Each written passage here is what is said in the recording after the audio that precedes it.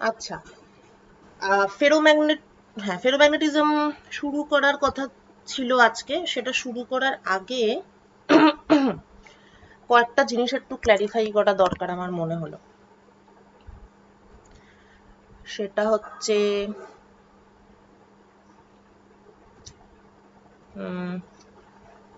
Macroscopic field,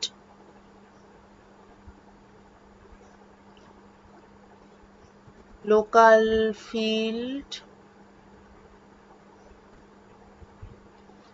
এবং average field. আচ্ছা, ও আরেকটা হতে পারে অ্যাপ্লাইড ফিল্ড।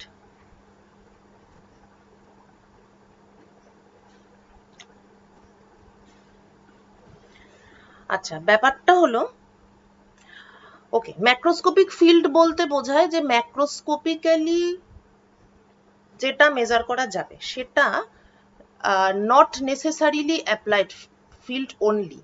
মানে এমন হতে পারে, যেমন একটা উদাহরণ,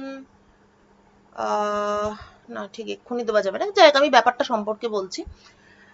অ্যাপ্লাইড, আচ্ছা ধর একটা কন্টেনারের মধ্যে অ্যাটম আছে যাদের, ধর 5টা অ্যাটম আছে। একটা বড় কন্টেনার কিন্তু মাত্র 5টা অ্যাটম আছে যাদের একটা ডাইপোল মোমেন্ট আছে, বিভিন্ন দিকে পয়েন্ট করে আছে। এই, এবার আমি বাইরে থেকে অ্যাপ্লাই করলাম এইচ ফিল্ড। এই অ্যাপ্লাই করার ফলে এবার কোশ্চেনটা হচ্ছে যে এই যে মাঝখানে যে অ্যাটমটা বসে আছে, হ্যাঁ, তো এই অ্যাটমের উপর আমি যদি ফিল্ডের এফেক্টটা স্টাডি করতে চাই তাহলে আমি কি ধরবো, মানে এই অ্যাটম কি কোন ফিল্ডটাও দেখতে পাচ্ছে। তো সেটারই নানান রকম ব্যাপার আছে। প্রথমত একটা জিনিস যেটা পয়েন্ট টু বি নোটেড, সেটা হচ্ছে আমি কিন্তু বেসিক্যালি যেটা ধরেছি, যে সিস্টেমটা, তাকে টার্মিনোলজি দিয়ে গ্যাস সিস্টেম বলা, মানে বলা উচিত। কেননা গ্যাস বলতে আমরা অ্যাকচুয়ালি বুঝি, মানে গ্যাস বলতে তো আইডিয়াল গ্যাস, যেটা সেই গ্যাস না, মানে দেখবি ইলেকট্রন ফ্রি ইলেকট্রন গ্যাস, মানে অনেক সিস্টেমেরই গ্যাস কথাটা বারে বারে ইউজ করা হয়। গ্যাস বলতে ইন জেনারেল বোঝায় যেমন একটা সিস্টেম যেখানে অ্যাটম বা মলিকুলগুলোর মধ্যে মিউচুয়াল ডিস্টেন্স খুব বেশি, এরকম যদি হয়, বা তারা ইন্ডিপেন্ডেন্ট অফ ইচ আদার, এরকম হলেই সেটাকে গ্যাসিয়াস সিস্টেম বলা যায়। আচ্ছা, এইবার এরকম কোন সিস্টেমের ক্ষেত্রে এবার এইচ ফিল্ড অ্যাপ্লাই করলাম। এইচ ফিল্ড অ্যাপ্লাই করার ফলে এরা, মানে এরা সকলেই 5টা অ্যাটমই, এরা এইচ এর দিকে ওরিয়েন্ট হওয়ার চেষ্টা করবে। এবার ওরিয়েন্ট হবে কি হবে না সেটা তো প্রবাবিলিটির উপর ডিপেন্ড করছে, এটা তো জানিসই, যেটা probability which is a function of theta. আচ্ছা, এইবার যেহেতু কিছুটা ওরিয়েন্ট হবে, তাহলে এদের জন্য একটা সার্টেন অ্যামাউন্ট অফ ফিল্ড, যেটাকে আমরা ইন্টারনাল ফিল্ড বলতে পারি, ইন্টারনাল, হ্যাঁ, সেটা জেনারেট হবে। এবার সেন্টারে যে অ্যাটমটা বসে আছে, সে এই ইন্টারনাল ফিল্ড আর অ্যাপ্লাইড ফিল্ড এই দুটোর কম্বিনেশনে কিছু একটা অ্যাভারেজ এফেক্ট এই অ্যাটমটা দেখতে পাবে। এই কারণেই মানে আমি পুরো ক্যালকুলেশনগুলো, মানে প্যারাম্যাগনেটিজম পর্যন্ত বি দিয়ে করিয়েছিলাম, জাস্ট এইটা আন্ডারলাইন করার জন্য যে প্যারাম্যাগনেটিক যে সিস্টেমগুলো সেগুলোর মেন, সেটা এমন নয় যে, মানে প্যারাম্যাগনেটিক সিস্টেমে অবভিয়াসলি অনেক অ্যাটম থাকে, ঠিক আছে, ফলে এটা মানে এমন একেবারেই নয় যে একটা অ্যাটম আছে আর একটাই বাইরের এক্সটার্নাল ফিল্ড আছে এবং ও এইচ এর সঙ্গে ইন্টারাক্ট করছে, ঠিক আছে, সেরকম নয় ব্যাপারটা। ব্যাপারটা হচ্ছে ও একটা অ্যাভারেজ ফিল্ড দেখে। আচ্ছা, এইবার প্রশ্ন হচ্ছে যে এটাকে ম্যাক্রোস্কোপিক ফিল্ড বলা যাবে কিনা। উত্তরটা হচ্ছে বলা যাবে, যেহেতু মানে এই যে বি ফিল্ডটা, এটা অ্যাপ্লাইড ফিল্ড নয়, তবে এটা ডেফিনেটলি ম্যাক্রোস্কোপিক ফিল্ড। তার কারণ এই যে এইচ, ম্যাক্রোস্কোপিক মানে কি, যেটাকে আমি এক্সপেরিমেন্টালি মেজার করতে পারি এমন যে কোনো জিনিসই অ্যাকচুয়ালি ম্যাক্রোস্কোপিক কোয়ান্টিটি। কেননা মানে এখন অবশ্য মাইক্রোস্কোপিকেও অনেক কিছু মেজার করা যায়। আচ্ছা, ম্যাক্রোস্কোপিক বলতে বোঝায় যে মাইক্রোস্কোপিক কোনো ডিভাইস ছাড়া যা মেজার করা যায় সেটাই হচ্ছে ম্যাক্রোস্কোপিক কোয়ান্টিটি। যেমন ম্যাগনেটিক ফিল্ড, একটা গাউস মিটার দিয়েই মেজার করা যায়। হুম। তো যে কোনো কিছু যেটা ম্যাক্রোস্কোপিক্যালি মেজারেবল সেটাই হচ্ছে ম্যাক্রোস্কোপিক কোয়ান্টিটি। এখন এই এইচটা, এটা তো অবভিয়াসলি মেজারেবল, এটা তো ফর্মুলাই আছে। ফ্রি কারেন্ট, এটা তো ফ্রি কারেন্ট যেটা সেটার করেসপন্ডিং ইয়ে। তো কয়েলের থ্রুতে আমি যদি জেনারেট করি এইচ, তাহলে এন হচ্ছে number of turns per unit length, সেটাকে আই দিয়ে গুণ করলেই আমি এইচ পাচ্ছি। তো এইচটা ম্যাক্রোস্কোপিক ফিল্ড। এবার এই সমস্ত অ্যাটমগুলোর জন্য যে অ্যাভারেজ এফেক্ট তৈরি হচ্ছে, একটা জিনিস মনে রাখতে হবে যে এই অ্যাটমগুলোর মধ্যে মিউচুয়াল ইন্টারাকশন খুবই উইক, যার জন্য এটাকে আমি গ্যাসিয়াস সিস্টেম বলছি। তাহলে এদের জন্য যে একটা ওভারঅল অ্যাভারেজ এফেক্ট তৈরি হচ্ছে, সেটার বৈশিষ্ট্য হচ্ছে এটা অ্যাভারেজ। অর্থাৎ কি, এই পয়েন্টেও বি যা আছে, এই পয়েন্টেও বি সেটা, এই পয়েন্টেও সেটা, এটা এখানেও সেটা, এখানেও সেটা। এই অ্যাভারেজিংটা এই জন্যই সম্ভব হয়েছে কারণ এদের নিজেদের মধ্যে ইন্টারাকশন সেরকম নেই। যদি এদের নিজেদের মধ্যে ইন্টারাকশন সেই লেভেলের হতো, তাহলে কিন্তু এক একটা পয়েন্টে বি এর ভ্যালুটা এক এক রকম হতো। যেহেতু তেমন কোনো ইন্টারাকশন নেই, তাই পুরোটা মিলে টিলে একটা অ্যাভারেজ হয়েছে। তাহলে যেহেতু সব পয়েন্টেই বি এর ভ্যালুটা সেম আছে, সেই জন্য এই বিটাও কিন্তু গাউস মিটার দিয়ে ম্যাক্রোস্কোপিক্যালি মেজার করা যাবে, যেহেতু সব পয়েন্টে সেম আছে। কারণ ম্যাক্রোস্কোপিক্যালি অ্যাকচুয়ালি তখনই মেজার করা যায় না যখন বিভিন্ন পয়েন্টে বিভিন্ন রকম হয় কারুর ভ্যালু। কেননা তখনই তোকে কি করতে হবে, অ্যাটমিক স্কেলে ঢুকতে হবে, একদম মেটেরিয়ালের ভেতরে খুব স্মল লেন্থ স্কেলে ঢুকতে হবে, তখন আর সেটা ম্যাক্রোস্কোপিক থাকছে না। কিন্তু ওভার আ লং রিজিয়ন, যদি এগুলো লার্জ, মানে যদি ব্যাপারটা একই হয়, কনস্ট্যান্ট হয়, তখন সেটাও কিন্তু ম্যাক্রোস্কোপিক্যালি মেজারেবল। তার মানে দাঁড়ালো যে অ্যাপ্লাইড ফিল্ড এবং কোনো একটা ইন্টারনাল ফিল্ড, সেটার যদি একটা অ্যাভারেজ এফেক্ট থাকে, যেটার উদাহরণ আমরা ডাইইলেকট্রিক পড়ার সময় আরো ভালো করে দেখতে পাবো, যদি কোনো অ্যাভারেজ এফেক্ট থাকে তাহলে সেই পুরো ব্যাপারটাকে ম্যাক্রোস্কোপিক ফিল্ড বলা যায়। এটা একটু মাথায় রাখবি, মানে বিটা কি, ফট করে যদি বলে যে অ্যাটম প্যারাম্যাগনেটিজম এক্সপ্লেন করছে, তার ম্যাগনেটিক ফিল্ডটা কি, তাহলে দ্যাট ইজ ম্যাক্রোস্কোপিক ফিল্ড। কিন্তু কখনোই সেটা অনলি অ্যাপ্লাইড ফিল্ড বললে সেটা ঠিক কারেক্ট হলো না। এটা কিছু কিছু বইতে যদিও অ্যাপ্লাইড ফিল্ড থাকে, but that is not true. কিটেলে যেটা আছে সেটাই কিন্তু ঠিকঠাক অ্যাপ্রোচ, যে B is macroscopic field. Applied ফিল্ডে ইন্টারনাল ফিল্ড ইমমেটেরিয়াল, এমনও হতে পারে যে শুধু অ্যাপ্লাইড ফিল্ড, যাদের ক্ষেত্রে ইন্টারনাল ফিল্ডের কোনো এফেক্টই পড়ছে না। মানে এটা হতেই পারে যে গ্যাসটা এতটাই পারফেক্ট গ্যাস যে একটা অ্যাটম এখানে আছে, বাকি অ্যাটমগুলো একেবারে 1 মাইল দূরে আছে। সেক্ষেত্রে কিন্তু তাদের ম্যাগনেটিক ফিল্ডের এফেক্টটা এতটাই কম হবে যে internal field will be non existent, থাকবেই না ইন্টারনাল ফিল্ড বলে কিছু। সো তখন macroscopic field equal to applied field.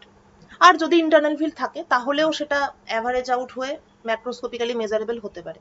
তাহলে প্যারাম্যাগনেটিজমের ক্ষেত্রে যে বিটা নিয়ে আমরা বারবার কাজ করছি, বা ডায়াম্যাগনেটিজম হোয়াট এভার, সেখানে বিটা হচ্ছে ইট ইজ ম্যাক্রোস্কোপিক ফিল্ড। আচ্ছা, এইবার গেল, তাহলে আমরা অ্যাপ্লাইড ফিল্ড বললাম, এটা বলছে local field is something different. Local field মানে কিছুই না, ওই যখনই লোকাল ফিল্ডকে এইভাবে বলা যেতেই পারে যে যখন এদের মধ্যে ইন্টারাকশনটা খুব স্ট্রং হয়ে যাবে, তখন এটাকে আর গ্যাসিয়াস সিস্টেম বলা যায় না। এবার এই যে স্ট্রং হবে, সেটার অনেক রকম রিজন হতে পারে। খুব বাচ্চাদের মতো করে বলতে গেলে এটাই বলতে হবে যে অ্যাটমগুলো খুব কাছাকাছি আছে, কিন্তু অ্যাটমগুলো শুধুমাত্র কাছাকাছি আছে এটাই কিন্তু সাফিসিয়েন্ট নয়। এটার একটা সায়েন্টিফিক টার্ম আছে, সেই টার্মটাতে আমি না হয় একটু পরেই আসছি। কিন্তু যদি সিচুয়েশনটা এমন হয় যে অ্যাটমগুলো একে অন্যকে এমনভাবে এফেক্ট করছে যাতে এই পুরো রিজিয়ন জুড়ে একটা অ্যাভারেজ ফিল্ড আছে, মানে অ্যাভারেজ ইন্টারনাল ফিল্ড আছে, সেটা আর বলা সম্ভব হচ্ছে না, এক একটা পয়েন্টে এক এক রকম এফেক্ট দেখতে পাওয়া যাচ্ছে, তখন আমাকে কিন্তু লোকাল ফিল্ড নিয়ে চিন্তা ভাবনা করতে হবে। ঠিক আছে? তাহলে যখন অ্যাভারেজিংটা সম্ভব হচ্ছে না, অ্যাভারেজ দিয়ে রিপ্রেজেন্ট করা যাচ্ছে না, তখন আমার লোকাল ফিল্ডের প্রশ্ন আসবে। এবং এই প্রশ্নটা আসার প্রচুর সম্ভাবনা আছে যখন আমরা অ্যাকচুয়ালি ফেরোম্যাগনেটিক মেটেরিয়ালস নিয়ে কাজ করব।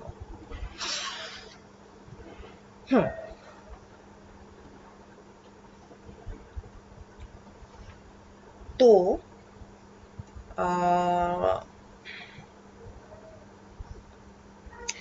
আচ্ছা, প্রথমে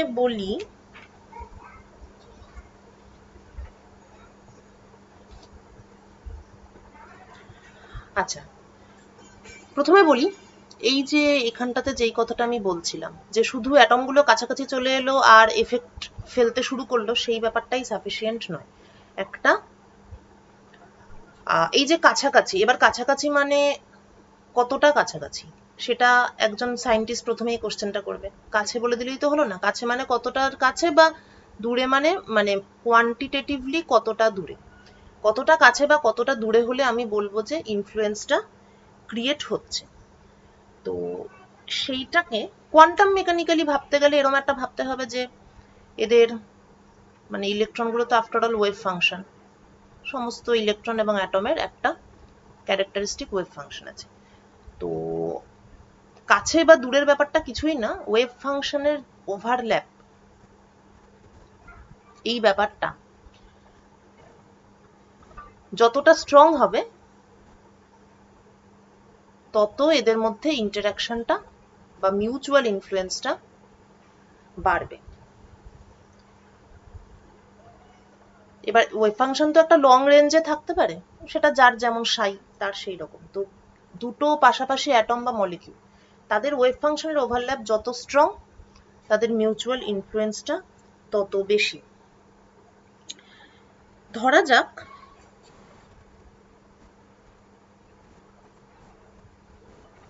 we have a paramagnet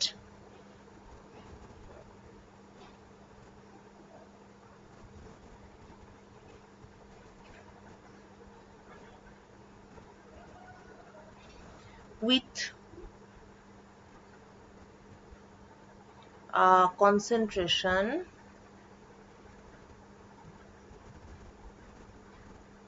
of n ions of spin s, paramagnet আছে, ঠিক আছে, মানে গ্যাসিয়াস সিস্টেম। আচ্ছা, এইবার নাও given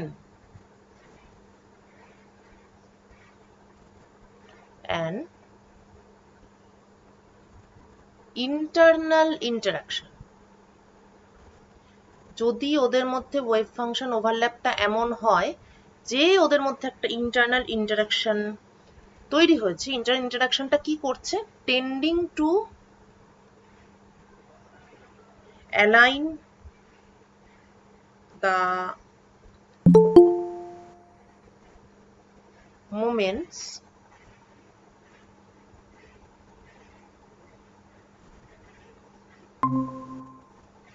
ওমা, শাহনওয়াজের কি অ্যাকসেপ্ট করা নেই? অ্যাকসেপ্ট করে নিজেই ঢুকতে পারতিস। আচ্ছা, given an internal interaction tending to align the moments parallel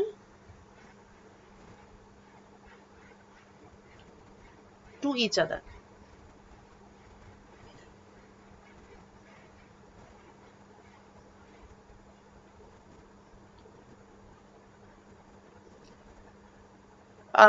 তাহলে হ্যাঁ, কি হলো ব্যাপারটা, প্যারাম্যাগনেট ছিল n ions of spin s। এবার এদের ওয়েভ ফাংশন ওভারল্যাপটা যদি এমন হয় যে ওদের মধ্যে একটা ইন্টারনাল ইন্টারাকশন তৈরি হলো, এই ইন্টারাকশনটাই ইটসেলফ মোমেন্টগুলোকে অ্যালাইন করার চেষ্টা করছে, তার মানে বাইরে থেকে কোনো ফিল্ড অ্যাপ্লাই করতে হচ্ছে না। In the absence of any applied field. এই ব্যাপারটা কিন্তু খুব ইন্টারেস্টিং। বাইরে থেকে কিছুই আমি অ্যাপ্লাই করছি না, ওরা নিজেরাই একে অন্যকে অ্যালাইন করার চেষ্টা করছে। প্যারাম্যাগনেটের ক্ষেত্রে কিন্তু এই ব্যাপারটা পুরোপুরি আলাদা। এখানে বাইরে থেকে আমরা ফিল্ড অ্যাপ্লাই করি, ছবিটা যদিও এখন জবরজং হয়ে গেছে, যাই হোক, মানে বাইরে থেকে আমরা ফিল্ড অ্যাপ্লাই করি, তাতে অ্যাটমগুলো নিজেরা নিজেরা ওরিয়েন্ট হয়, সেই ওরিয়েন্টেড অবস্থায় তারা হয়তো একটা অ্যাভারেজ ফিল্ড একটা ক্রিয়েট করে মাঝের অন্য একটা অ্যাটমকে অ্যাফেক্ট করার চেষ্টা করতে পারে, কিন্তু সেটা আলাদা। বাইরে থেকে ফিল্ড অ্যাপ্লাই না করলে প্যারাম্যাগনেটের কোনো মানে ইট ইজ ওয়ার্থলেস, ওরা কিছুই করে না। কিন্তু যদি ওয়েভ ফাংশনের ওভারল্যাপটা এমন হয় যে ইন্টারনাল ইন্টারাকশন বাইরে থেকে কিচ্ছু করিনি, ওরা নিজেরাই একে অন্যকে ওরিয়েন্ট করার চেষ্টা করছে, then that is called exchange interaction.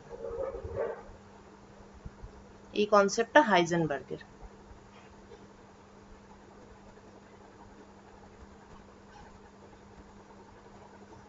এই যে ইন্টারনাল ইন্টারাকশন বললাম, ওটাই সাইন্টিফিক টার্ম হচ্ছে এক্সচেঞ্জ ইন্টারাকশন। এবং আমরা এটাকে এরম ভাবে ভাবতে পারি যে তাহলে একটা অ্যাটম কি ফিল করছে অ্যাকচুয়ালি, যখন কোনো অ্যাপ্লাইড ফিল্ড থাকছে না সেই অবস্থাতেও একটা অ্যাটম কিছু একটা ফিল্ড এক্সপিরিয়েন্স করছে, সেই ফিল্ডটাকে আমি বলতে পারি এক্সচেঞ্জ ফিল্ড। তো এক্সচেঞ্জ ফিল্ড, এটা যদিও কোয়ান্টাম থিওরিতে তো এখন বলতে পারছি না, কিন্তু এটা মাথায় রাখবে যে exchange field is something which is completely due to wave function overlap.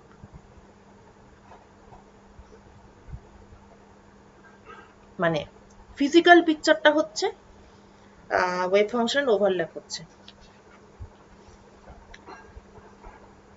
এবার হাইজেনবার্গে, তাহলে এটা যখন বললাম, তাহলে হাইজেনবার্গের মডেলটাও একটু জাস্ট মেনশন করবো, কারণ এগুলো নেই সিলেবাসে।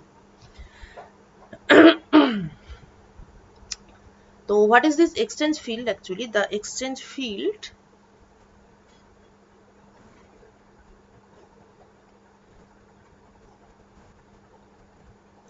gives an approximate representation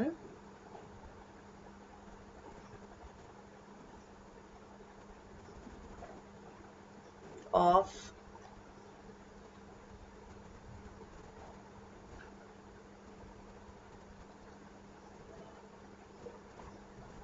quantum mechanical exchange interaction.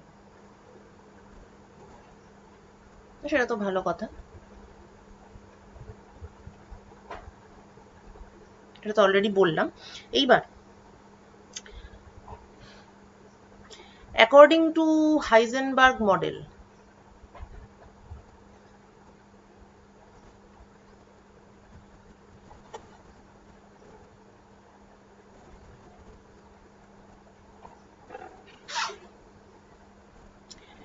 the energy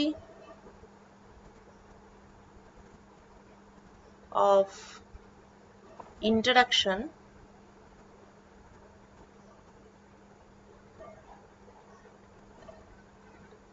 of atoms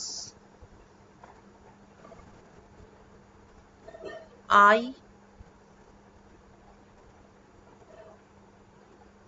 J having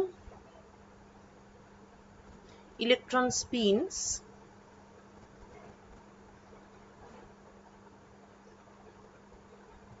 SI SJ।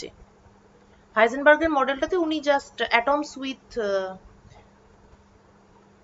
Spin, মানে ইলেকট্রন স্পিন, মানে বলতে চাইছি এলটা বাদ দিয়ে শুধু এসটা নিয়েই মডেলিংটা করেছিলেন, যদিও এটাকে অনেক রকম ভাবে পরবর্তীকালে ইয়ে করা হয়েছে, মডিফাই করা হয়েছে, অনেক কিছু ইয়ে মানে অনেক প্যারামিটারস চেঞ্জ করা হয়েছে। যাই হোক, অরিজিনালি ব্যাপারটা এরকমই ছিল। Energy of interaction of atoms IJ bearing electrons by SI SJ contains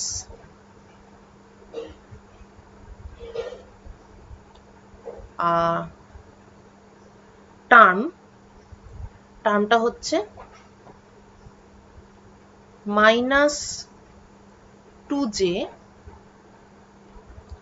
SI dot SJ, যেখানে এই জেটা হচ্ছে it is called exchange integral.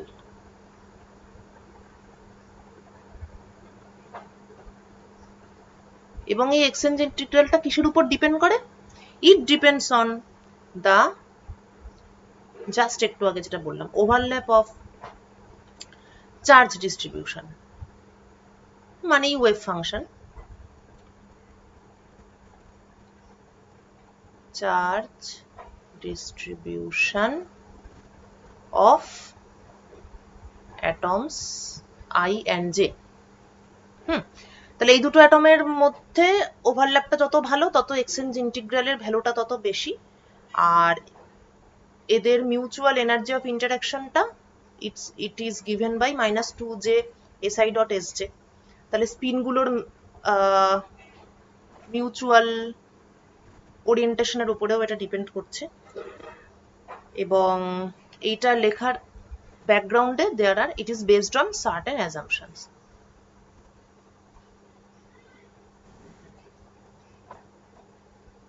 এই ব্যাপারটা তোরা পরে যখন মাস্টার্সে গিয়ে স্ট্যাটমেকে ওইসব থাকে আইজিং মডেল, অনসেজার মডেল ইত্যাদি, তখন এটা নিয়ে আবার অনেক কিছু পড়বি। Anyway,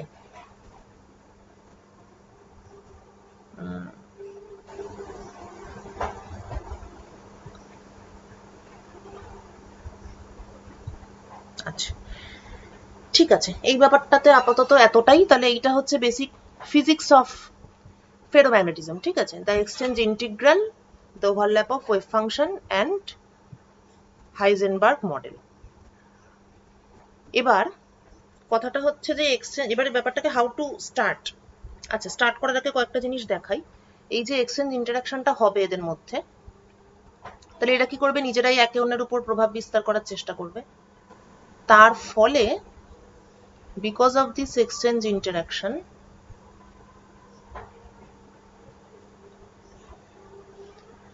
the system will order itself, very important concept। Thermal energy সবসময় চেষ্টা করে একটা সিস্টেমকে ডিসঅর্ডার করার, কিন্তু ওরা যদি নিজেরা একে অন্যকে হেল্প করে তাহলে দে ক্যান অর্ডার দেমসেলভস। যেহেতু একে অন্যকে ইনফ্লুয়েন্স করার চেষ্টা করছে, so obviously this is going to happen.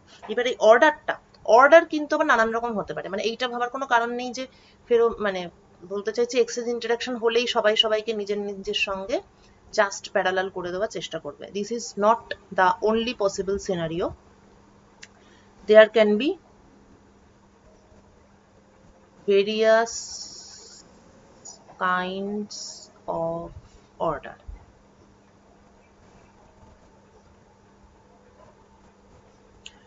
প্রথম তো এটা যেটা আমরা সবাই জানি, এটা হচ্ছে সিম্পল ফেরোম্যাগনেট। আচ্ছা, এখানে একটা কথা বলি যে, আচ্ছা এটা পরেই বলছি।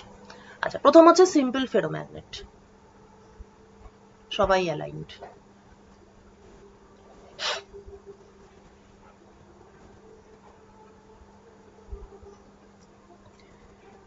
আচ্ছা, আরেকটা হতে পারে একটা আপ একটা ডাউন, একটা আপ একটা ডাউন, এটাও এক ধরনের অর্ডার। এগুলো সবই হচ্ছে এই যে এক্সচেঞ্জ ইন্টিগ্রালটা কিরকম তার কিছু, মানে এক্সচেঞ্জ ইন্টিগ্রাল বিভিন্ন রকম হলেই বিভিন্ন রকমের অর্ডারিং। তো দিস ইজ সিম্পল অ্যান্টিফেরোম্যাগনেট। এবার এমন হতে পারে যে এই আপগুলোর, আপ মোমেন্টের যা ভ্যালু আর ডাউন মোমেন্টের যা ভ্যালু সেই দুটো ইকুয়াল নয়, অর্থাৎ সামথিং লাইক দিস।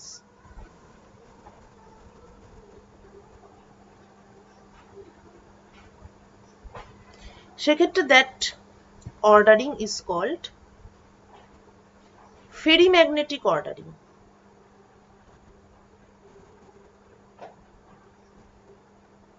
আবার আরো কি বৈচিত্র্য হয়, অনেক সময় এগুলো এক্স্যাক্টলি প্যারালাল হয় না বা এক্স্যাক্টলি অ্যান্টি প্যারালাল হয় না, একটু হেলে থাকে, যেমন এরম এরম, কিন্তু হেলে থাকার মধ্যেও আবার একটা অর্ডারিং আছে, মানে বলতে চাইছে যে একটা পার্টিকুলার অ্যাঙ্গেলেই হেলে থাকে, এই অ্যাঙ্গেলটা আবার ফিক্সড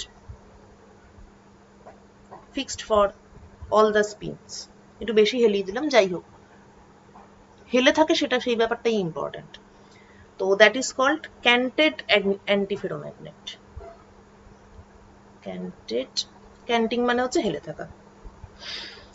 এগুলো সবগুলোই আমি যেগুলো বলছি সেগুলো সবই হচ্ছে বিভিন্ন ফিল্ড অফ মানে লেটেস্ট রিসার্চ। এই যে কত প্রকারের ম্যাগনেটিক অর্ডারিং হয় তার উপর বেস করে তুই বিভিন্ন প্রকারের মেমোরি ডিভাইস থেকে শুরু করে মানে খুবই ভাস্ট এরিয়া, এত কিছু এখনই বলতে পারছি না। মেমোরি ডিভাইসটাই প্রাইমারি অ্যাপ্লিকেশন, কিন্তু তারপরে সেই প্রচুর আছে, সেটা বলতে গেলে আবার একটা আলাদা একটা ক্লাস লাগবে। তবে নিজেরা দেখতে পারিস, ভালো লাগবে দেখলে, মানে এই ফিল্ডটা এখন এত ডেভেলপ করছে চিন্তার বাইরে। আচ্ছা, আরেকটা হতে পারে এই রকম অর্ডারিং একটা হয়, একটা স্পিন এরকম। আচ্ছা দাঁড়া, সোজাটা থেকে শুরু করি।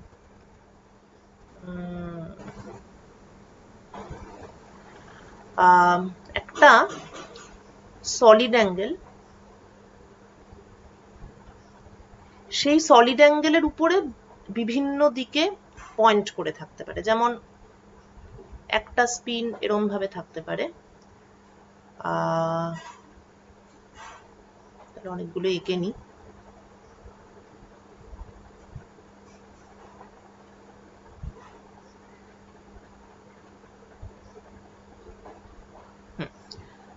তো প্রথম স্পিনটা এদিকে আছে, তারপরে স্পিনটা এভাবে আছে, তারপরে স্পিনটা এরম ভাবে আছে, তারপরে স্পিনটা এইভাবে আছে, তারপরে স্পিনটা ওই দিকের সারফেসে এইভাবে আছে।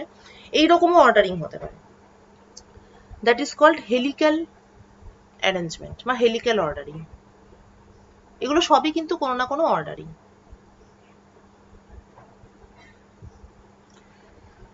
ঠিক আছে, তো এই এত রকমের, এবং আরো এখন আরো অনেক বেরিয়ে গেছে, তো এই এত রকমের বিভিন্ন প্রকারের অর্ডারিং পসিবল। তো যাই হোক, আমরা ফেরোম্যাগনেট নিয়েই কাজ করব। হ্যাঁ, তখন যেটা বলতে চাচ্ছিলাম সেটা হচ্ছে যে এগুলোর কিন্তু একটা লিমিটেশন আছে, মানে এমন নয় যে এক্সচেঞ্জ ইন্টারাকশন আছে বলে একটা মেটেরিয়ালের মধ্যে যত স্পিন আছে তারা সবাই একই দিকে ওরিয়েন্ট করে থাকবে। অ্যাকচুয়ালি সেটা হয় না, একটা সার্টেন রিজিয়ন পর্যন্ত এক্সচেঞ্জ ফিল্ডটা, তবে সেটা ডিপেন্ড করছে, এক্সচেঞ্জ ফিল্ড যদি খুব স্ট্রং হয় তাহলে সেই রিজিয়নটাও বাড়বে, মানে রিজিয়নের এরিয়াটা বাড়বে আর কি। তো একটা সার্টেন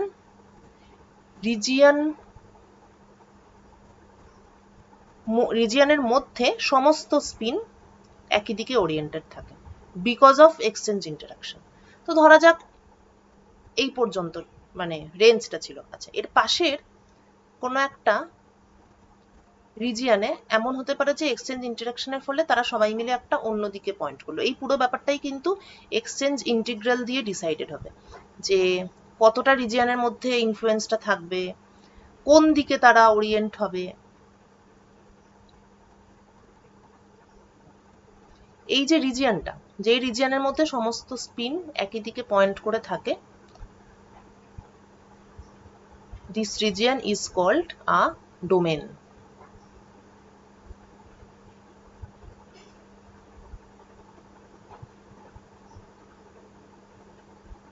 ক্লিয়ার? তাহলে এক একটা ডোমেনের ওভারঅল স্পিন ডিরেকশন ডিফারেন্ট। এটাই হচ্ছে কারণ যার ফলে ফেরোম্যাগনেটিক মেটেরিয়াল কিন্তু that is not a bar magnet. Ferromagnetic মেটেরিয়ালের মধ্যে স্পিন অ্যালাইনমেন্ট থাকে, কিন্তু ডিফারেন্ট ডোমেনের স্পিন অ্যালাইনমেন্ট ডিফারেন্ট ডিরেকশনে থাকে। কিন্তু এদের সুবিধাটা কি, যেহেতু অলরেডি ওদের মধ্যে একটা ডোমেন হয়ে আছে। প্যারাম্যাগনেটের ক্ষেত্রে কি হয়, যখনই বাইরে থেকে আমি কোনো ফিল্ড অ্যাপ্লাই করি, প্যারাম্যাগনেটের ক্ষেত্রে ইন্ডিভিজুয়াল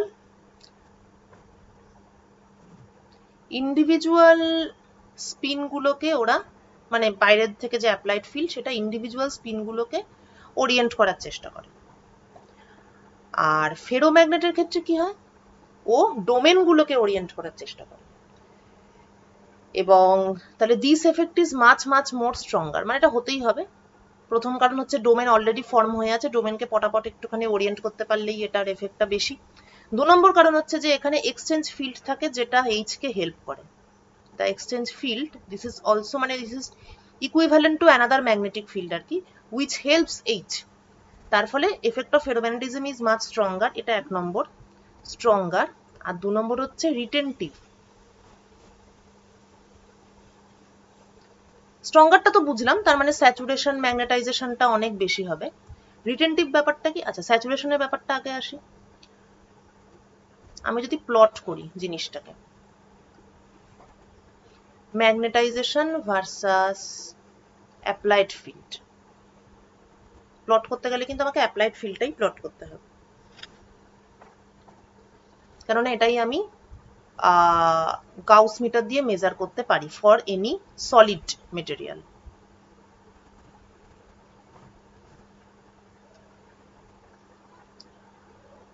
আচ্ছা, তো প্যারাম্যাগনেটের ক্ষেত্রে কি হয়? এইচ বাড়াচ্ছি, এইচ বাড়ালে এম বাড়ছে, বেড়ে বেড়ে একটা পয়েন্টে গিয়ে, তার তো লিমিটেশন আছে, একটা পয়েন্টে গিয়ে সেটা ফিক্সড হলো। আবার আমি এইচ কমাচ্ছি, তখন কি হবে? আবার এমটা কমতে শুরু করলো, কমে কমে আবার জিরোতে চলে এলো, এটা একটাই লাইন। তারপরে আবার এইচটাকে যদি উল্টো দিকে নিয়ে যাই, তাহলে আবার এদিকে গিয়ে আবার এদিকে অ্যালাইন্ড হলো, আবার ফিরিয়ে নিয়ে এলাম। এই মানে এইচকে জিরো থেকে একটা পয়েন্ট অব্দি নিয়ে গেলাম, আবার ফিরিয়ে নিয়ে এলাম। এই যে লেভেলটা, this is called saturation magnetization. মানে ওর পরে আর ওরিয়েন্ট করা যাচ্ছে না। এই ব্যাপারটা টেম্পারেচারের উপর ডিপেন্ড করবে, সিস্টেম টেম্পারেচারের উপর, মানে টেম্পারেচার কতটা স্ট্রং, কারণ ও তো এইচ মানে ওরিয়েন্টেশন বা অর্ডারের বিপরীতে কাজ করছে। ও যত মানে যত লো টেম্পারেচার তত হাই এমএস। স্যাচুরেশন ম্যাগনেটাইজেশনটা যত লো টেম্পারেচারে আমরা যাব তত বেশি ভালো ওরিয়েন্ট করতে পারবো। এটা প্যারাম্যাগনেটের ক্ষেত্রে। এবার ফেরোম্যাগনেটের ক্ষেত্রে ব্যাপারটা একটু আলাদা। প্রথম যেটা ব্যাপার হবে সেটা হলো এমএসটা অনেক হাই হবে, MS will be higher than paramagnet.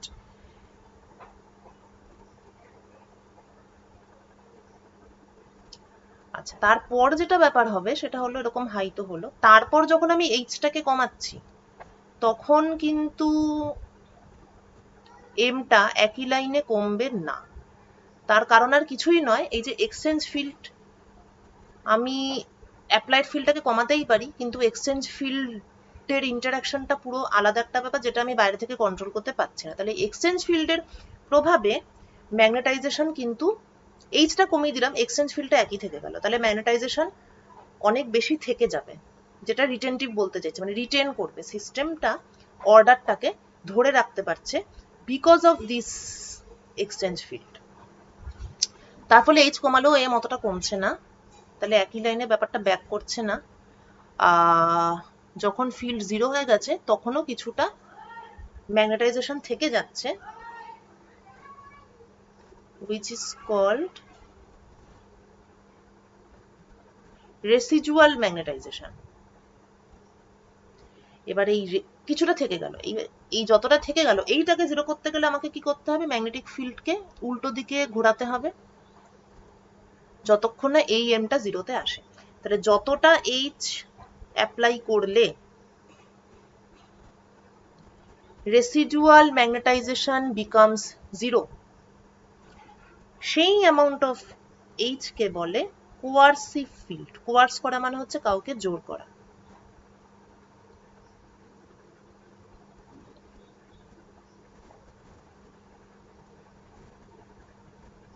ঠিক আছে, যতটা ফিল্ড অ্যাপ্লাই করে ফোর্সফুলি ম্যাগনেটাইজেশনকে জিরো করতে হলো, সেই অ্যামাউন্ট, সেই ভ্যালুটাকে বলে কোয়ার্সিভ ফিল্ড।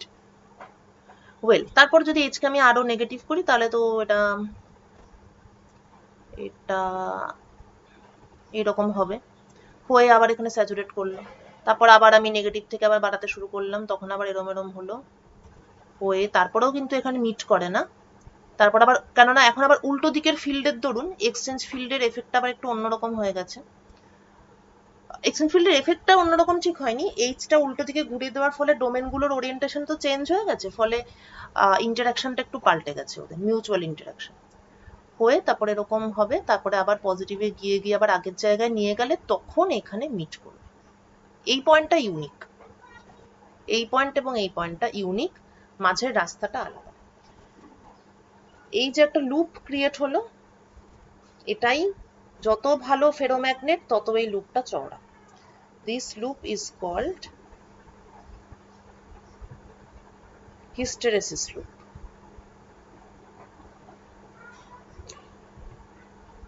হিস্টেরেসিস লুপের এরিয়া যদি লার্জ হয় তাহলে it is called a hard magnet. Hard magnetic material দিয়ে বার ম্যাগনেট তৈরি হয় বা মানে পার্মানেন্ট ম্যাগনেট তৈরি হয়।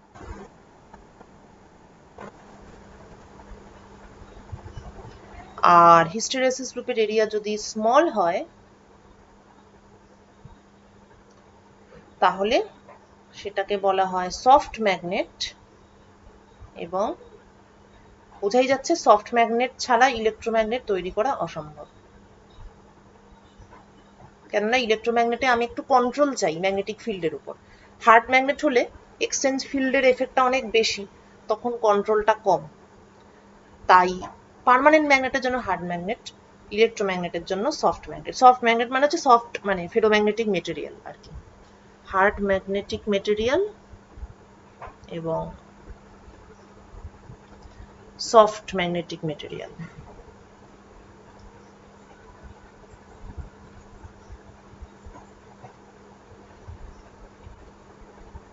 এবং কাউকে যদি বারবার এরকম ম্যাগনেটাইজ ডিম্যাগনেটাইজ করা হয়, এই বার ম্যাগনেট নিয়েই করে দেখতে পারিস, তখন দেখবি সেটা একটু গরম হয়ে যায়। এটা অ্যাকচুয়ালি কিছুই না, ওই হিস্টেরেসিস লুপটা basically this is equivalent to energy loss. মানে ম্যাগনেটিক সিস্টেমের এনার্জিটা কি, এম ডিএইচ, মানে basically area under the curve. এটা তো ডেফিনেশনটা বলছি আমি, এম ডিএইচ। আর গ্রাফিক্যালি বলতে গেলে এনার্জি আন্ডার দ্য কার্ভ। তার মানে এটা হচ্ছে ম্যাগনেটিক এনার্জি, আর এই লুপ বিহেভিয়ারের ফলে এই অ্যামাউন্ট অফ এনার্জিটা লস হয়। তো এই এনার্জি লসটাই থার্মাল এনার্জি হিসেবে আত্মপ্রকাশ করে। ঠিক আছে, so this much is for domain structure.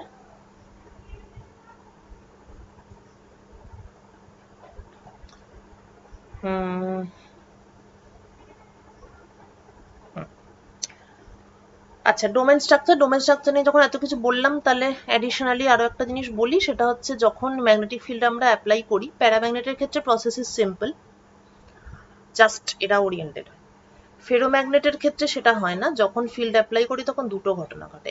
এক হচ্ছে ইন্ডিভিজুয়াল ডোমেনগুলো দে গেট এনলার্জড, ডোমেনগুলো সাইজে বড় হয়, অর্থাৎ ডোমেন ওয়াল মুভমেন্ট হয়।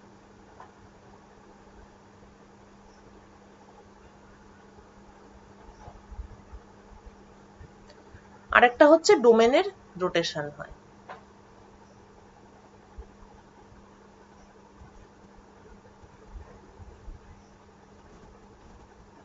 ডোমেন ওয়াল মুভমেন্ট মানে কি, এই যে বর্ডারে যে আছে এই স্পিনগুলো, সেগুলোকে ওরা নিজের নিজের দলে টেনে নেওয়ার চেষ্টা করবে। নিজের দলে মানে হচ্ছে ডোমেন। আচ্ছা, ডোমেন ওয়াল মুভমেন্ট হবে কোন ডোমেনের ওয়াল মুভমেন্ট হবে, যেসব domain already aligned along H. যে ফিল্ডে অ্যাপ্লাই করছি তার দিকে যে ডোমেনগুলো অলরেডি অ্যালাইন হয়ে আছে, তার মানে তারা এখন strong, they are getting stronger. কেননা ওর নিজের একটা ওভারঅল ডিরেকশন অফ মোমেন্ট। তাহলে এই মোমেন্টের ধরুন এই দিকেই একটা ফিল্ড আছে, যেটাকে আমি এইচ ড্যাশ যদি বলি, তাহলে এইচ ড্যাশ তার সঙ্গে আবার এইচ, তার মানে ও এখন বেশি শক্তিশালী হয়ে গেছে। ওর বর্ডারে যে অন্যদিকে ঘুরেছিল স্পিনগুলো, তাদেরকেও ডমিনেট করে নিজের দিকে ঘোরাতে পারছে, অর্থাৎ ইকুইভ্যালেন্টলি ডোমেন ওয়ালের সাইজটা বাড়ছে। তাহলে ডোমেন ওয়াল মুভমেন্ট একটা প্রসেস, ডোমেন রোটেশন আর একটা প্রসেস। তবে ডোমেন ওয়াল মুভমেন্ট একটু মানে ইজিয়ার আর কি, it takes lesser amount of energy. মানে একটা গোটা ডোমেন ঘুরে গেল, মানে এটা তো একটু আর কি চাপের ব্যাপার। তো ডোমেন ওয়াল মুভমেন্টটাই বেশি হয়, এটাই দিস ইজ মোর ডমিনেন্ট। এইবার আমরা একটু ম্যাথমেটিক্সে আসি। ম্যাথমেটিক্স পার্টটা যদিও খুবই simple.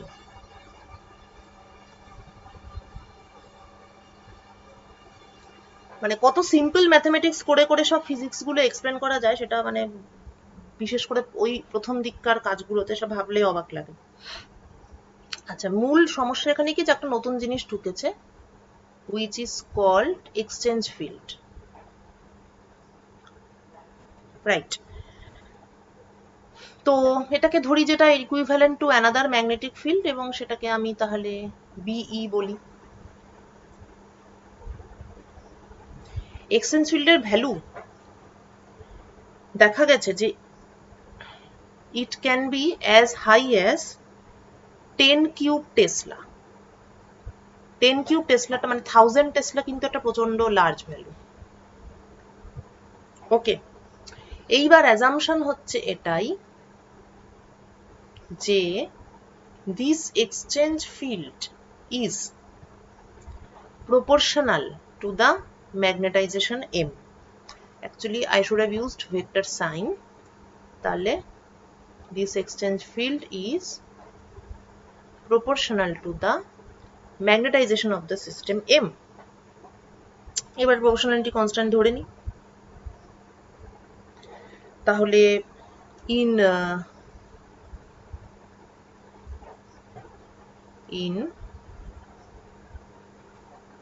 mean field approximation,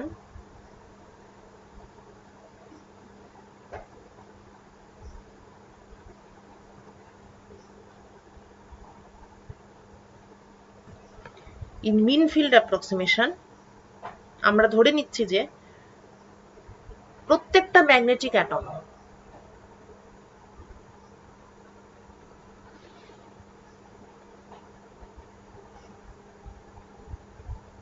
each magnetic atom they experience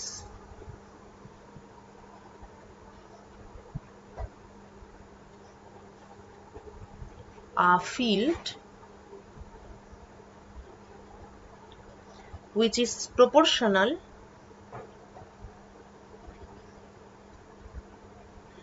to the magnetization whatever, and it is given by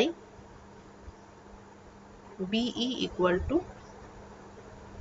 lambda n. lambda হচ্ছে proportionality constant এবং lambda হচ্ছে independent of temperature। তাহলে এখানে আমরা কি ধরে, আবার আমরা একটা অ্যাভারেজ এফেক্ট ধরে নিলাম, কিন্তু মিন ফিল্ড অ্যাপ্রক্সিমেশন কথাটা কেন বলছি, কারণ আমরা এখানে ধরেই নিচ্ছি যে প্রত্যেকটা অ্যাটম বাকি সব অ্যাটম গুলোর দরুন একটা ওভারঅল এফেক্ট দেখতে পাচ্ছে।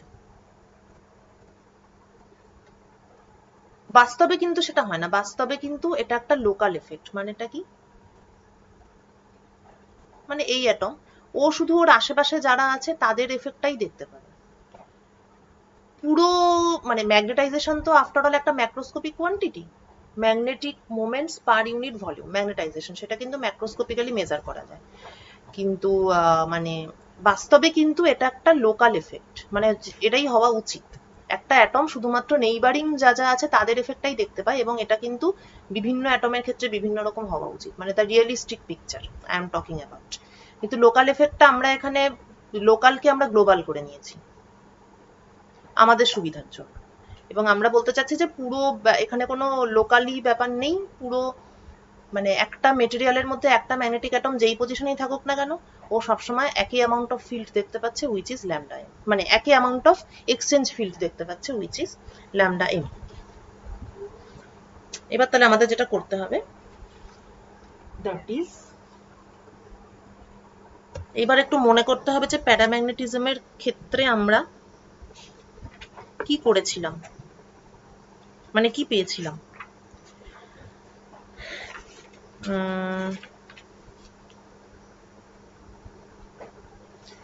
প্যারাম্যাগনেটিজমের ক্ষেত্রে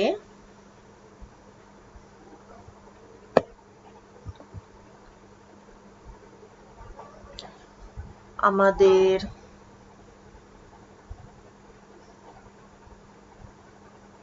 অ্যানালিসিসটা এরকম ছিল। প্রথমত ম্যাগনেটাইজেশন, জেনারেল কেসে ম্যাগনেটাইজেশন আমরা পেয়েছিলাম N g mu B J BJ x, BJ was Brillouin function. এখানে এক্সটা কি, এক্স হচ্ছে জি J mu B B J by kT. তাহলে এইভাবে এম এর মধ্যে বিটা এখানটায় ঢুকে আছে।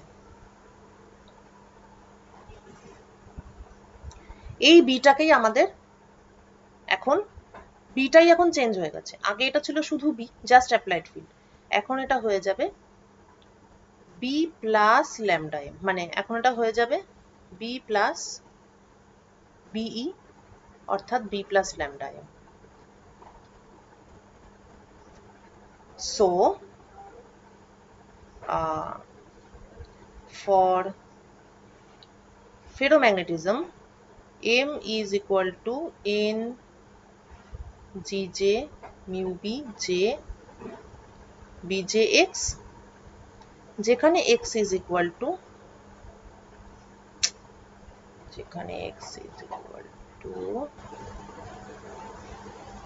gj mu b b plus lambda m j by kt।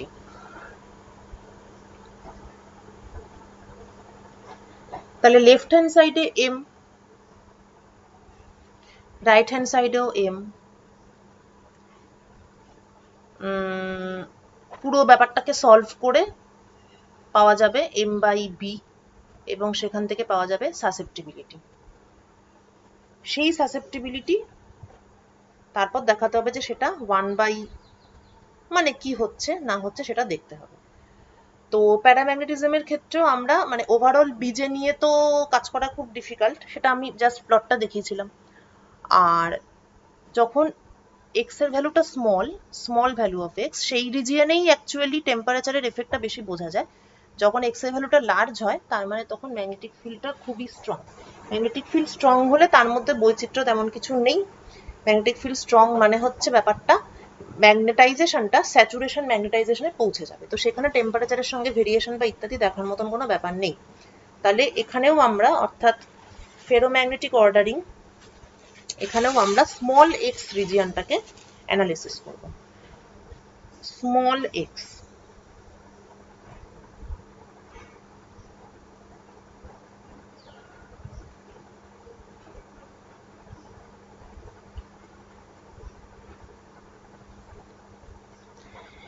in the small x region,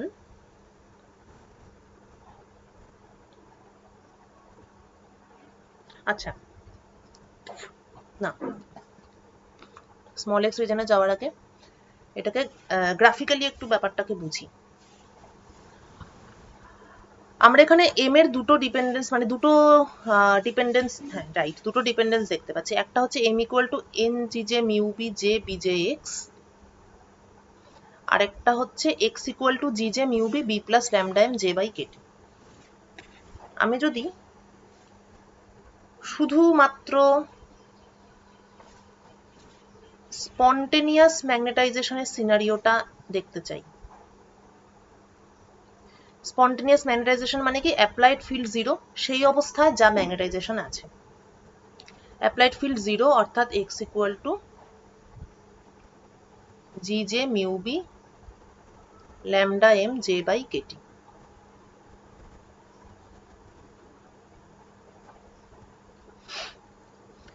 এখন আমি যদি একটা মানে ডিপেন্ডেন্স দেখি M versus x,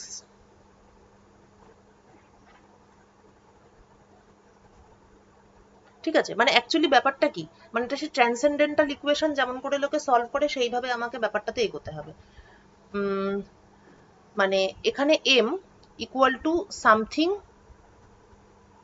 into BJ X, সেই বিজে এক্স এর মধ্যে এক্সটা হচ্ছে জি J mu B lambda M J by Katie.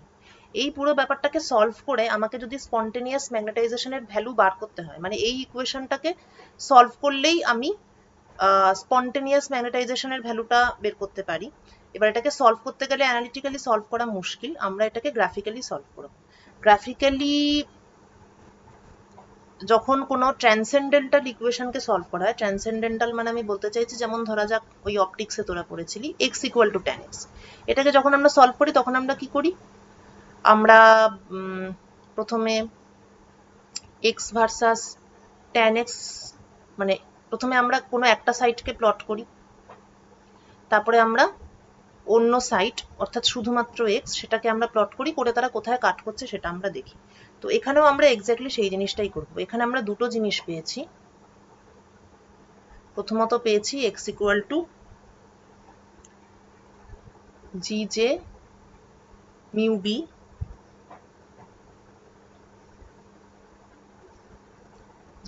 Lambda M J by Katie,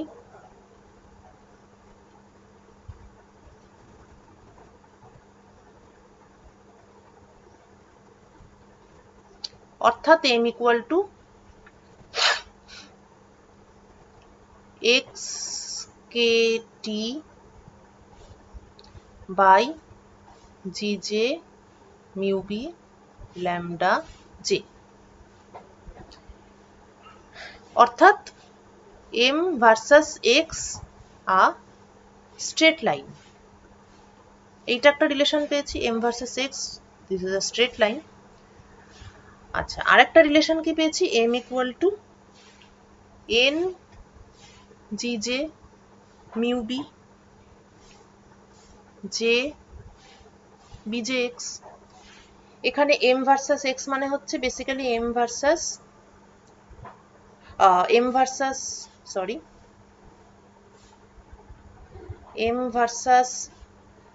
x মানে হচ্ছে basically bjx versus x, which is a curve।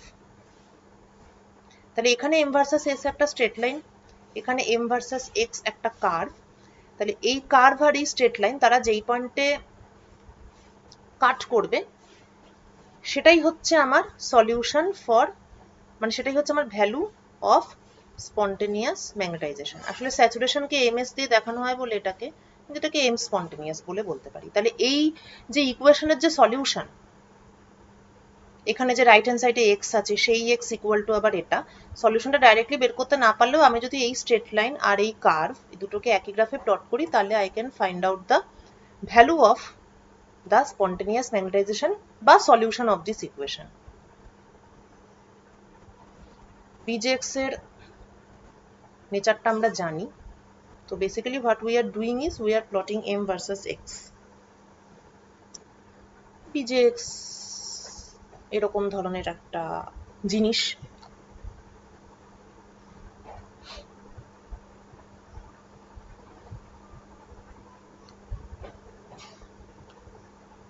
এভাবে গিয়ে কোথাও একটা ফাইনালি স্যাচুরেশনে পৌঁছাবে। আচ্ছা, আরেকটা কি, আরেকটা m ভার্সাস x হচ্ছে স্ট্রেট লাইন যার স্লোপটা হচ্ছে কেটি বাই সামথিং। এখন এই স্ট্রেট লাইনটা তো অনেক রকম ভাবেই যেতে পারে। এটা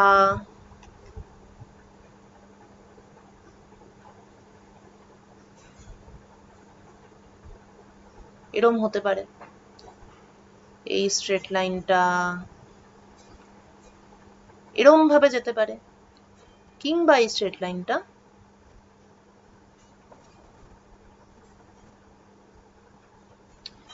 দুটো সিচুয়েশনের ইন্টারমিডিয়েট জায়গা দিয়েও যেতে পারে। কোথা দিয়ে যাবে সেটা ডিপেন্ড করবে on the slope of the straight line, and the slope of the straight line is kt by gamma gj mu b j। এই স্লোপটা যদি খুব কমে যায়, অর্থাৎ টেম্পারেচার যদি, if the temperature is small, তাহলে স্লোপটা কম, অর্থাৎ এইটা, তখন আমি দুটো সলিউশন পাচ্ছি ম্যাগনেটাইজেশনের, একটা জিরো আর একটা non zero. We are getting a non zero solution for spontaneous magnetization.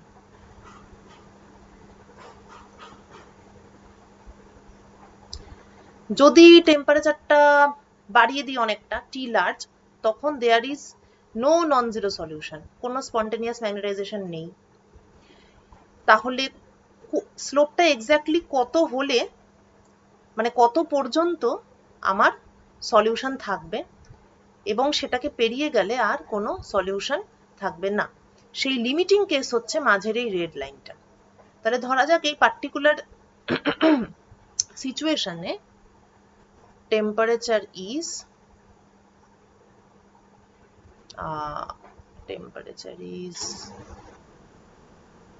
TC। কেননা বোঝাই যাচ্ছে যে এখানে একটা ফেজ ট্রানজিশন হচ্ছে, ঠিক আছে, একটা টেম্পারেচারের নিচে স্পন্টেনিয়াস ম্যাগনেটাইজেশন পাওয়া যাচ্ছে, সেটা পেরিয়ে গেলে আর স্পন্টেনিয়াস ম্যাগনেটাইজেশন পাওয়া যাচ্ছে না, একই মেটেরিয়াল কিন্তু। এইখানেই ম্যাজিকটা বুঝতে হবে। আমি বলছিলাম না যে ফেরোম্যাগনেটিজম আর paramagnetism is not just about অ্যাটমগুলো দূরে আছে বা কাছে আছে, দূরে দূরে আর কাছে কাছের ব্যাপার কিন্তু এটা নয়। কেননা দেখতে পাচ্ছি একই মেটেরিয়াল কখনো ফেরো কখনো প্যারা, তো একই মেটেরিয়াল তাদের অ্যাটমিক ডিস্টেন্স নিশ্চয়ই চেঞ্জ হবে না, আনটিল অ্যান্ড আনলেস এটা যদি গলে যায় তাহলে চেঞ্জ হতে পারে, আদারওয়াইজ তো খুব একটা চোখে পড়ার মতো চেঞ্জ হবে না। তার মানে দাঁড়ালো যে ডিস্টেন্সের উপর ম্যাটারটা করছে না, টেম্পারেচার চেঞ্জের ফলে এক্সচেঞ্জ ইন্টারাকশনে এমন কিছু পরিবর্তন হচ্ছে যার ফলে এই ঘটনাটা ঘটছে যে স্পন্টেনিয়াস ম্যাগনেটাইজেশন থাকছে অথবা থাকছে না, রাইট। তো বেসিক্যালি এখানে একটা ফেজ ট্রানজিশন হচ্ছে, this is ferromagnetic phase and this is paramagnetic phase. Ferromagnetic ফেজের সিগনেচার হচ্ছে উই উইল গেট এটা ম্যাথমেটিক্যাল দিক থেকে বলছি, যখনই মানে কোন একটা মেটেরিয়াল, তুই একটা নতুন মেটেরিয়াল সাপোজ ডিজাইন করছিস, প্রথমে তুই থিওরিটিক্যালি ব্যাপারটাকে ভাবলি যে আমি একটা ধরা যাক সিজিয়াম ল্যাটিস নেব, তার এখানে এখানে আমি ক্লোরিন গুজে দেবো, সেখানে সেখানে আমি আয়রন ঢুকিয়ে দেবো, দিয়ে তুই একটা খুব কমপ্লিকেটেড মেটেরিয়াল ডিজাইন করলি, সিজিয়াম ক্লোরিন 0.2, আয়রন 0.3 এবং আরো একটা কিছু উদ্ভট, ধর জিঙ্ক 0.5। এটা আমি বানিয়ে বানিয়ে বললাম, কিন্তু এই ধরনের সিনথেটিক মেটেরিয়াল নিয়েই এখন বর্তমানে মেটেরিয়াল সায়েন্সে এই ধরনের মনের খুশিতে মেটেরিয়াল বানাও এরকম একটা ব্যাপার হয়েছে। তো এবার কথাটা হচ্ছে আমি কোন মেটেরিয়াল বানাবো সেটা কেনই বা কষ্ট করে বানাবো, তার জন্য আগে আমাকে থিওরিটিক্যালি দেখে নিতে হবে যে তার কি কি প্রপার্টি আমি পাবো বলে আশা করছি। তো ম্যাগনেটিক এফেক্টটা যদি আমাকে দেখতে হয় তাহলে মানে সেটাই বলতে চাইছি যে ফেরোম্যাগনেটিক ফেজের সিগনেচার হচ্ছে existence of non zero spontaneous magnetization. এটা আছে না নেই সেটাই আমার মানে সেটাই first query for any material system. তো this is ferromagnetic phase, this is paramagnetic phase, এবং এখানে একটা ফেজ ট্রানজিশন হচ্ছে, টিসি হচ্ছে ক্রিটিক্যাল টেম্পারেচার। তাহলে এই পয়েন্টে corresponding to the red line the slope is K TC by gamma G J mu B J, ঠিক আছে। আচ্ছা এইবার এই স্লোপটা এটা কার সঙ্গে ইকুয়াল, এটা হচ্ছে এই যে নন লিনিয়ার যে ব্যাপারটা আছে বিজে এক্স এর স্লোপের সঙ্গে ইকুয়াল। বিজেএক্স এর সঙ্গে আরো আছে মানে এম ইকুয়াল টু তো সামথিং ইন্টু বিজেএক্স, যাই হোক। তো এই পুরো জিনিসটার স্লোপ অ্যাট স্মল এক্স এই জায়গাটাতে,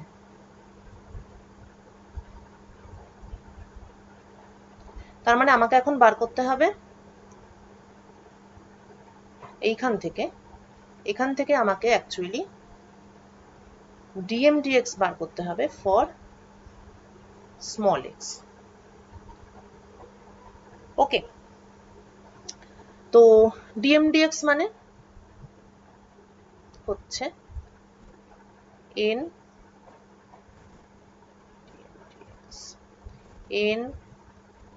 জি J mu B J DB DX, এবং for X small, X is small.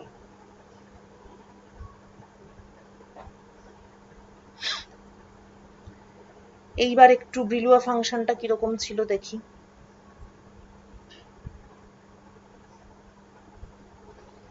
খুবই খারাপ দেখতে ছিল, নো ডাউট।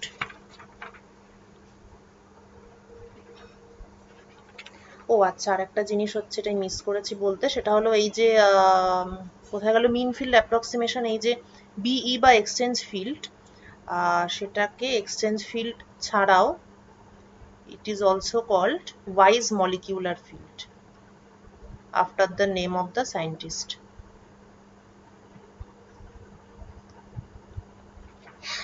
আচ্ছা,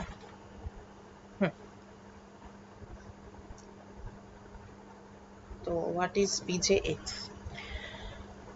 হ্যাঁ, BJX হচ্ছে 2J plus 1 by 2J cot hyperbolic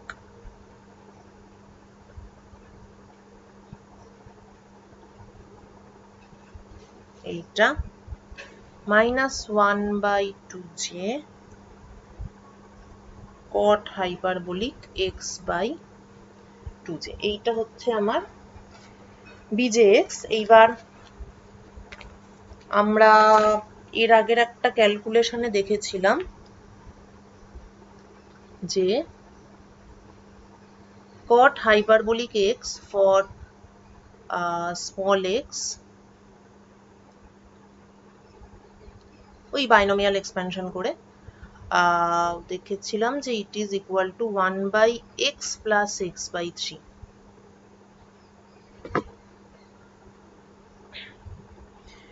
তো এখানে কট হাইপারবলিক যা যা আছে সেগুলো শব্দতে আমি বসাই, একটু বসিয়ে করে নিস নিজেরা, করলে পরে কাটাকুটি ইত্যাদি করে দেখতে পাবি যে বিজিএক্স ইকুয়াল টু এইটা আসছে, X by 3 J plus 1 by J. তাহলে ডিবি ডিএক্স হচ্ছে J plus 1 by 3 J, j plus 1 by 3j. So n gj mu b j plus 1 by 3j অর্থাৎ এইটা।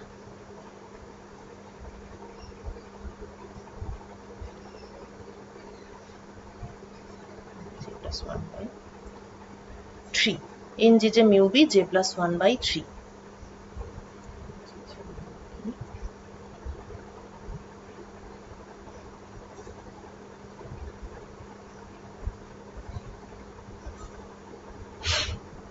এখান থেকে we are getting the value of Tc, the critical temperature.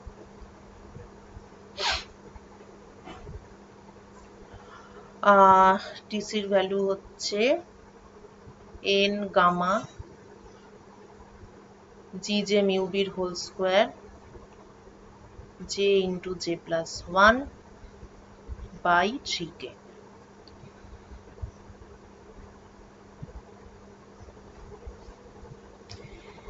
এইটা হচ্ছে আমার critical temperature of phase transition, যেটা এক্সপেরিমেন্টের সঙ্গে বেশ ভালোভাবে ম্যাচ করতে দেখা গেছে। এটা গেল টিসির ভ্যালু, এবং কোয়ালিটেটিভলি আমরা বুঝলাম যে how the phase transition takes place. Now the susceptibility part.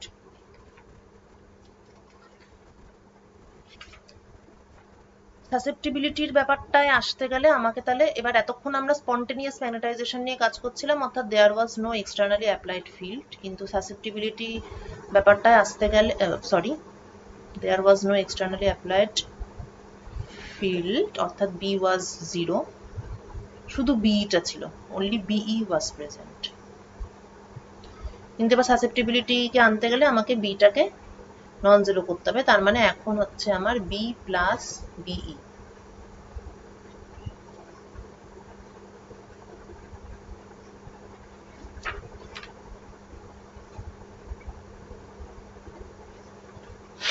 তো টেম্পারেচার ডিপেন্ডেন্ট স্টাডি করব, অর্থাৎ আবার সেই small x limit, small x অর্থাৎ b by t much smaller than 1. এই লিমিটেই টেম্পারেচার ডিপেন্ডেন্সটা চোখে পড়বে। আচ্ছা, the magnetization m, এটা প্যারাম্যাগনেটিকের রেজাল্টটা লিখছি, it was n gj square mu b square j into j plus 1 b by 3kt, n gj square j into square by 3kt minute. আচ্ছা ঠিক আছে, ওকে। তো এখন ফেরোম্যাগনেটিজমের ক্ষেত্রে এখানে কি হয়েছে, বি প্লাস ল্যামডা এইটা ঢুকেছে। তাহলে এবার এটাকে জাস্ট একটু সলভ করতে হবে।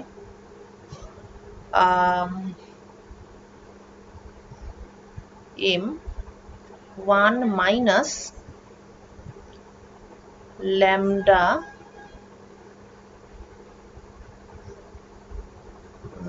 একটু পুরো ব্যাপারটা n, এটাকে লেফট হ্যান্ড সাইডে নিয়ে যাচ্ছি, n gj square mu b square j into j plus 1 by 3kt.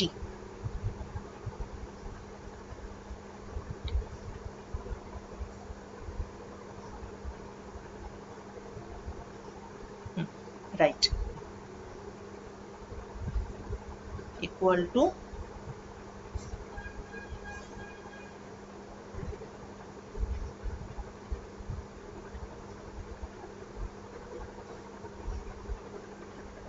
এটা। একটু দেখে নি ব্যাপারটা ঠিক আছে কিনা। এটা প্লাস ল্যামডা m ইন্টু পুরো জিনিসটা, এটা হ্যাঁ ওকে, ঠিক আছে। এবার টিসির একটা এক্সপ্রেশন অলরেডি বেরিয়েছে আগে, TC n gamma gj square mu b square j into j plus 1 by 3k, n gamma gj square mu b square j into j plus 1 by 3k.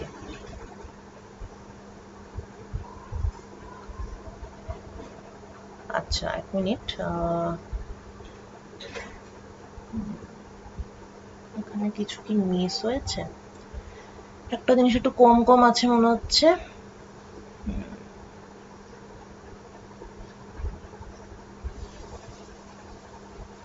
Lambda, ল্যামডাটা নেই কেন, kt by gamma gj mu bj,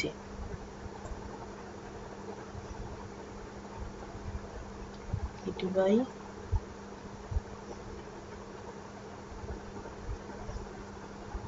ও আচ্ছা, ল্যামডাটা যে gamma হয়ে গেছে,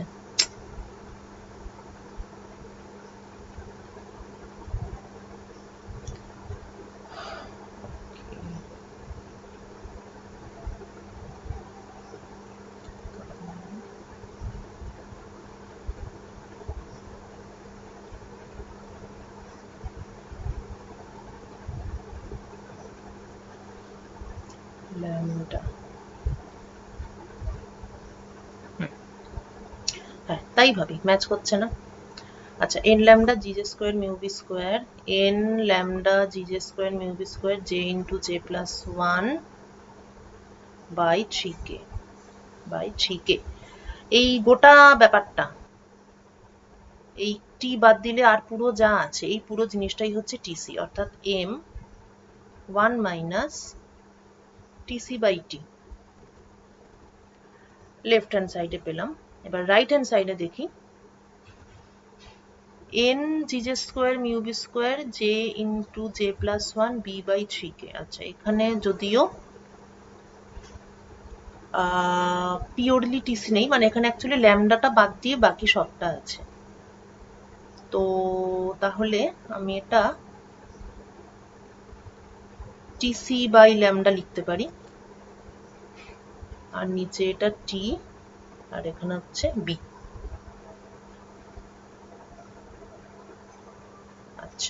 or m t minus tc equal to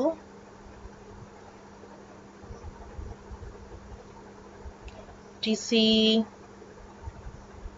এটা ঠিক আছে tc, ও আচ্ছা t টা ক্যান্সেল আউট হচ্ছে, তাহলে এটা it becomes tc by lambda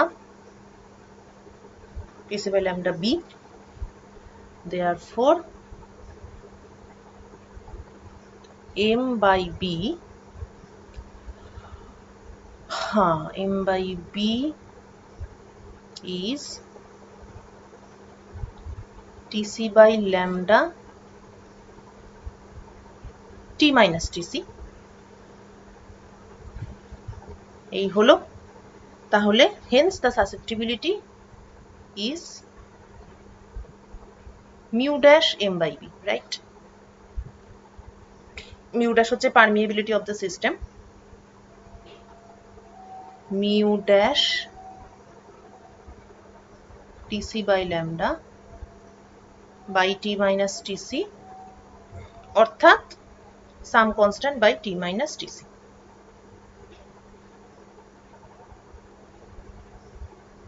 তার মানে টেম্পারেচারের সঙ্গে কিরকম ভাবে ভেরিয়েশনটা হচ্ছে, susceptibility varies as 1 by T minus TC, এইটাই হচ্ছে প্যারাম্যাগনেটিজমের সঙ্গে ডিফারেন্সটা। প্যারাম্যাগনেটিজমে কোনো টিসির এক্সিস্টেন্স ছিল না, ইট ওয়াজ জাস্ট। আচ্ছা আরেকটা জিনিস, এখানে আই থিঙ্ক টিসি বসালে ব্যাপারটা একটু কি মিসলিডিং হচ্ছে কি, এখানে ঠিক টিসিটা, টিসি বসালে ব্যাপারটা একটু অন্যরকম মনে হচ্ছে, যে টিসি একটা উপরেও আছে এবং সেটাও লেখা উচিত। তো এটাকে টিসি বাই ল্যামডা না করে অরিজিনাল জিনিস মানে একটা অন্য একটা কনস্ট্যান্ট ধরি সি নট, কেননা বেসিক্যালি দেখ এখানে কি আছে N G J mu B J J plus one by three K, তার মানে এটা একটা মেটেরিয়ালের জন্য একটা কনস্ট্যান্ট, তো এটাকে সাম কনস্ট্যান্ট ধরাটাই ভালো, না হলে মনে হবে টিসিটা উপরে ঢুকে আছে। হ্যাঁ এবার এই কনস্ট্যান্টের সঙ্গে টিসির একটা রিলেশন আছে, ইট ইজ রিলেটেড, যে সেই কনস্ট্যান্ট হচ্ছে টিসি বাই ল্যামডা, বা এভাবে না বলে এটা বলা উচিত যে কনস্ট্যান্টটা এমন একটা কনস্ট্যান্ট যেটাকে ল্যামডা দিয়ে মাল্টিপ্লাই করলে আমি টিসি পাচ্ছি, সেটা বলাটা বেটার, কারণ after all C zero is a system constant. TC বললে ব্যাপারটা যেহেতু টিসি আবার নিচেও আছে, তাই ভেরিয়েশনের নেচারটা এক্স্যাক্টলি বোঝা যায় না। তো যাই হোক কি হচ্ছে ব্যাপার, তাহলে সি হচ্ছে কুরিস কনস্ট্যান্ট এবং this is known as Curie Weiss law. প্যারাম্যাগনেটিজমটা পুরোটাই কুরির থিওরি ছিল, কিন্তু এখানে ওয়াইজ মলিকিউলার ফিল্ড ঢুকেছে, তাই এটা কুরি ওয়াইজ ল। কুরি ওয়াইজ ল হচ্ছে chi varies as 1 by T minus TC, আর কাই ভ্যারিজেস 1 বাই টি এটা হচ্ছে ওনলি কুরিজ ল।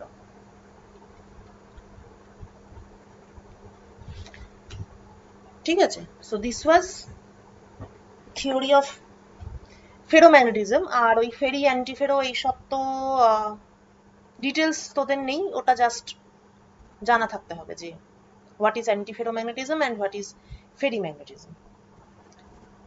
ঠিক আছে, আচ্ছা তাহলে আজকে থাক এতটাই। আমি ভাবছিলাম একটু ডাইলেক্ট্রিকটা শুরু করতে পারবো, যাক ঠিক আছে কোনো ব্যাপার না। নেক্সট ক্লাসে তাহলে এটা তো এফেক্ট অফ ম্যাগনেটিক ফিল্ড এই শেষ হলো, এরপর নেক্সট ক্লাসে হচ্ছে effect of what is the effect of electric field, অনেকটা একই ধরনের অ্যাপ্রোচ, সুতরাং ওইটা সবই জানা জিনিস বলেই মনে হবে।